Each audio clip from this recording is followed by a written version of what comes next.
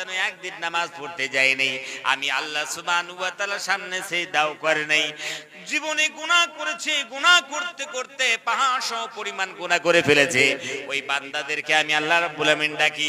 আল্লাহ রাব্বুল আমিন ডাক দিয়ে বলে, বান্দারে গুনাহ করেছো, অপরাধ করেছো, পাপাচার করেছো, নাফরমানি করেছো, আমার হুকুম মানো নাই বান্দারে।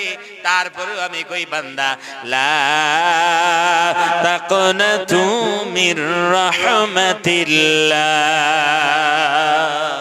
বান্দারে আমার রহমত থেকে তোমরা নিরাশ হইও না। জোরে করেন সুবহানাল্লাহ বিহামদিহি।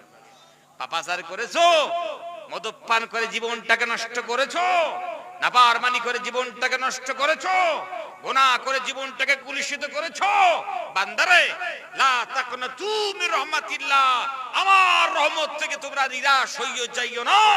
আমার দরবার নিরাশ হওয়ার দরবার নয়। জোরে করেন সুবহানাল্লাহ বিহামদিহি। আল্লাহ রাব্বুল আমিন বলেন, আর রহমান আর রহিম, মারসিফুল, নিতান্ত দয়াবান, নিহায়াত রহম করনে ওয়ালা রব। এই রবের কাছে চাইতে হবে।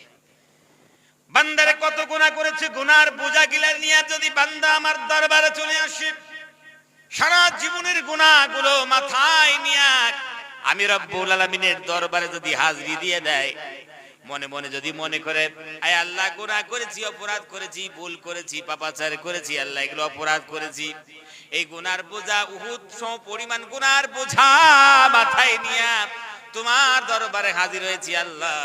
যদি কোনো বান্দা এই ইরাদা করে, গুনার বোঝা মাথায় নিয়ে যদি আমি রব্বুল আলামিনের দরবারে একবার হাজির হয়ে হাত তোলে, হাত তোলার আগে আগে আমি রব্বুল আলামিন ওর জীবনের গুনাহগুলো মাফ করে দেব। জোরে কোন সুবহানাল্লাহ।